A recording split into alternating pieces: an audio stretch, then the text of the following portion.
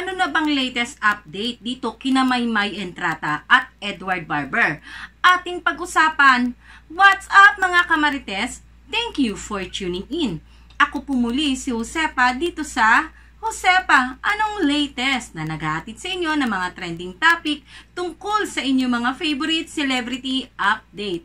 Pero bago natin simulang pag-usapan ang mga latest update dito kina Maymay Entrata at Edward Barber, ay magbasa muna tayo ng ilang mga komento ninyo dito sa aking mga video. Komento ni Lodivina Heladoga, ayan, komento ni Lodivina Heladoga, go lang May, nandito lang kami, susuporta sa'yo, mahal ka namin May, o diba, short but sweet, diba, napaka-sweet naman ang komento ni Lodivina Heladoga, o diba, ayon naman kay Silent Influence 01, ay nako mga kamaymay, si Dodong at Inday Maymay, hindi masaya, mansaya silang nagbabago sa isa't isa. Nagmamahalan pa rin yan sila bilang magkaibigan. Ayan. Kaya nga lang, hindi hinahayag sa camera. Pero ako, hanggat wala pang kinakasal, andyan pa rin yung pag-asa kung malay natin, diba? Oh, totoo naman itong komento ni Silent Influence 01. Ika nga, diba? Habang buhay may pag-asa, diba? At saka, syempre, tunay pa rin magkaibigan itong si Maymay Entrata at Edward Barber. Sa dami ba naman ng kanilang pinagsamahan at pinagdaanan, hindi na mawawala ang pagiging magkaibigan ng dalawang ito. O, eto.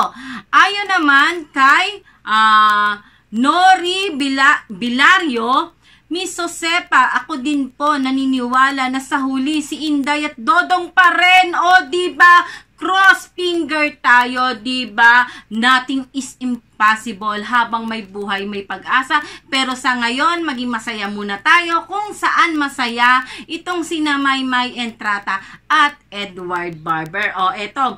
Huling komento na ating babasahin ngayon. O, eto ha. Ayon kay Nancy Mortera, ma'am, si Aaron and Edward ay isa lang. Tandaan ninyo, sa huli, may word ang magkatuluyan. O, diba? Minsan sa sobrang pagmamahal natin sa isang tao, nagiging bulag na tayo, diba?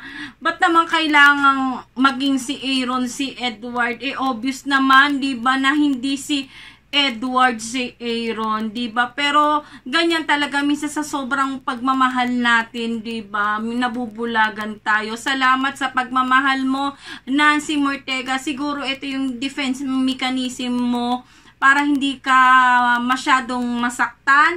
Kaya nag-e-expect ka na lang na si Aaron ay si Edward. Pero wala tayong magagawa kasi ibang tao si Aaron, ibang tao din si Edward, diba? Kaibigan ni Maymay Entrata si Edward Barber at si Aaron naman ang special someone o boyfriend ni Maymay Entrata. Tanggapin man natin sa hindi ang katotohanan ay magkaibang tao po talaga si Aaron at si Edward Barber. Pero maraming salamat sa pagmamahal at pagsuporta mo, Nancy Mortera. O, pero diba, habang may buhay, may pag-asa. O, malay natin, diba, cross finger, diba, sila pa rin pala sa huli, diba? O, eto, mabalik na tayo sa pag-update natin dito kina Maymay Entrata at Edward Barber. Eto nga, nung isang araw lang ay nag-live itong si Maymay Entrata na sobrang haba talaga ng kanyang live. Parang halos isang oras talaga namang ang memory ng aking SIM card ni halos maubos-ubos na, diba? Halos isang oras po ang live ni Maymay Entrata sa TikTok na may may pa Q&A pa siya. O, diba? At ikinuwento niya ang iba't ibang artista na kanyang nasalamuha. O, eto nga. At, syempre, ipinakilala niya. Akala ko nga nung kinikwento niya yung British, diba? Akala ko si British Edward Barber na yung pala yung kanyang miming ay may lahing British. Yan. May lahing British ang miming ni Maymay Entrata. Miming pusa po ni Maymay Entrata, ang kanyang baby ay may lahing British. O, eto nga.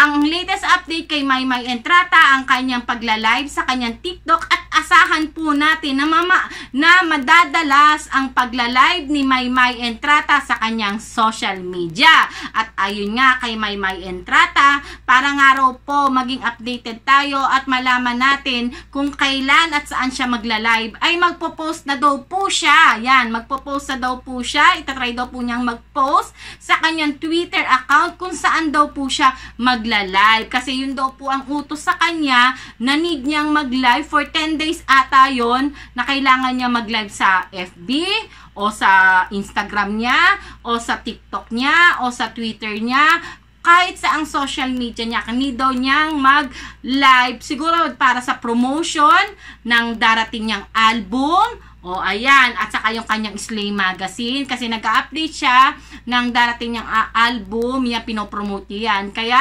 obligado ata siyang, yun ni ayon sa kanyang, sa kanyang TikTok live. Kasi may nagtanong na fans kay Maymay na ano daw meron at bakit daw nag-live si Maymay Entrata. Kaya sinagot po niya, ang sabi niya, yun nga raw po, kailangan niya daw po mag-live within 10 days sa kanyang mga social media para daw po mag-update siya ng kanyang upcoming single at album.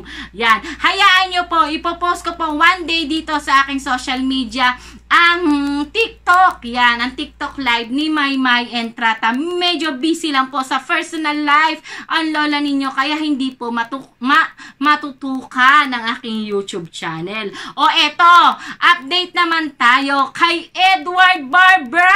Ayan, alam ko miss nyo na dahil itong si Edward Barber ay napaka-mailap sa social media. Kumusta na ba ang ating baby boy, ang ating dodong? Ano na bang latest at ano na bang balita kay Mr.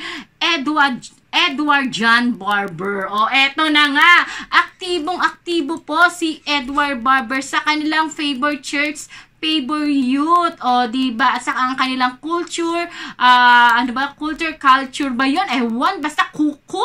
Yan, nagbubuhol-buhol ang aking dila. Kasi si Edward ata ay isa sa mga organizer sa kanilang group, sa kanilang favor youth, at saka favor church. Kaya sila ang laging busy, laging nagmi-meeting, lagi sila ang magkakasama. Kaya halos lahat ng oras ni Edward Barber ay inuubos talaga niya sa kanilang church. O eto, kahapon nga ay nasilayan natin si Edward Barber, ayan, sa favor youth. At isa rin si Edward sa nag-o-organize talaga ng kanilang church. Ang favor church na nila, ang favor youth. Isa si Edward Barber sa organizer. Ayan, makikita naman po natin. Suot-suot ni Edward Barber ang kanyang ID na siguro para patunay na isa ho siya sa mga nag-o-organize po ng kanilang favor youth. O siya, dahil naglabas tayo ng ilang mga larawan ni Edward Barber, ayan, pagpasensyahan nyo na dahil ang connection ng favor youth sa kanilang FB live, ayan, sa favor youth, medyo talaga namang parang internet din po ni Edward Barber sa kanilang kondo, na talaga namang kapit lang, kumbaga kapit lang internet. Yon. Ito, panoorin natin ang ilang bahagi ng favor youth kahapon ni Edward Barber na nasilayan natin siya o nadaanan siya ng camera dahil isa nga po si Edward Barber sa nag-o-organize po ng kanilang favor youth. Ito, panoorin po natin. In 3, 2, 1, let's go!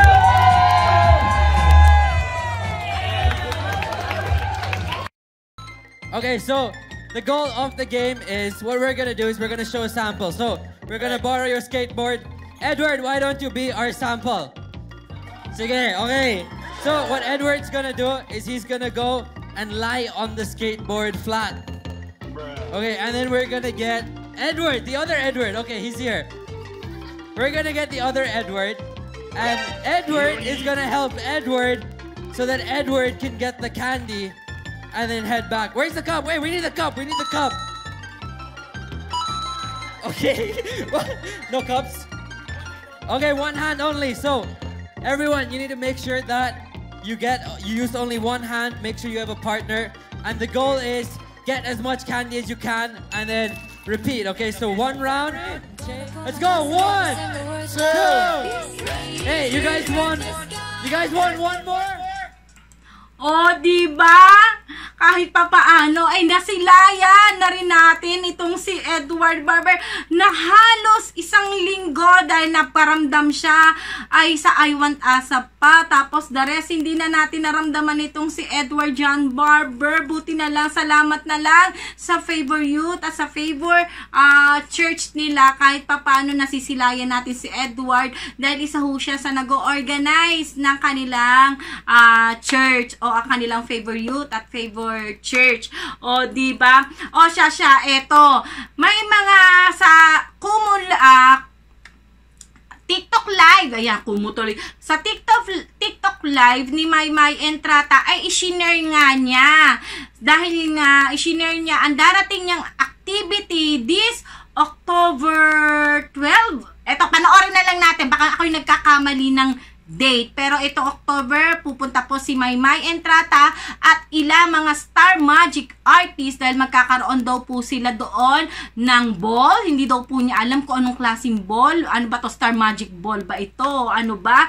Tapos, after daw po nung Star Magic Ball nila, ayan, pagkakataon nyo na ito, mga ka-team.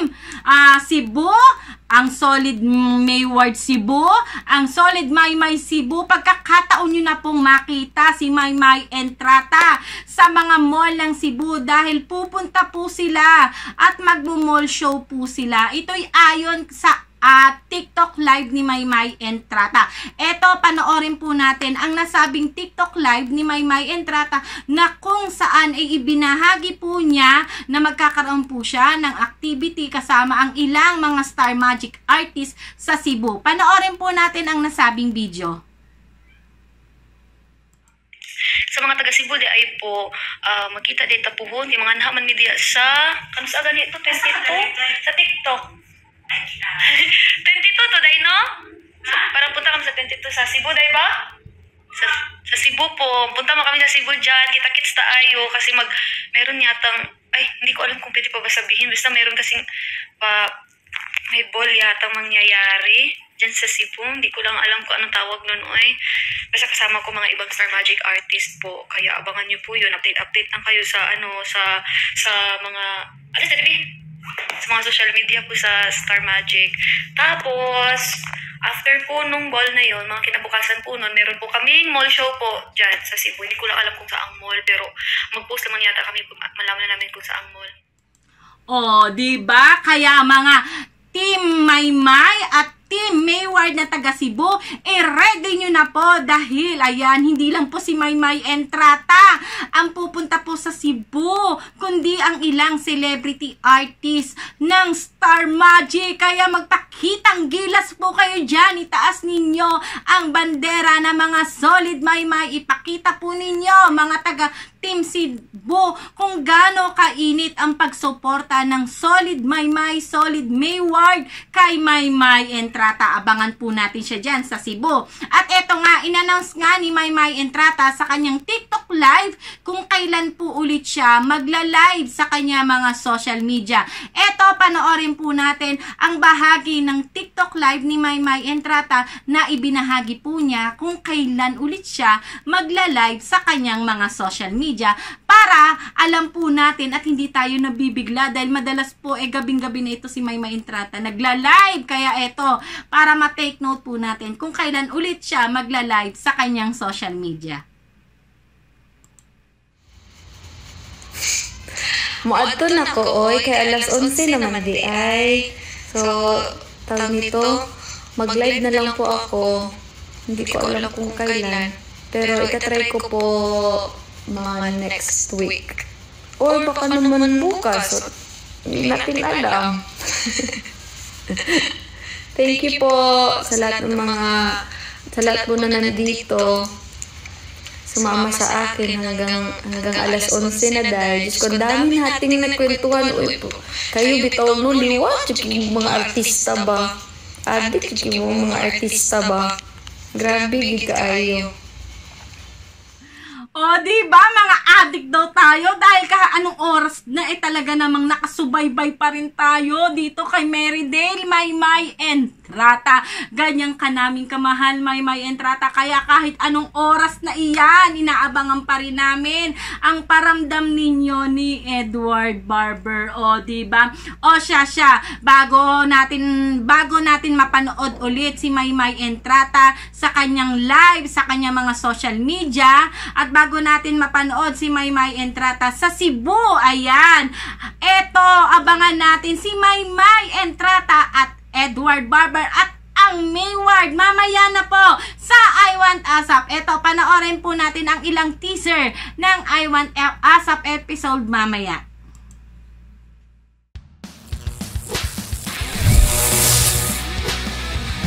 Online squad mates, umanda na sa isang superficial Sunday dahil po ang mga super loaded sa kasiyahan ang mga kaparty at mga kabanding natin.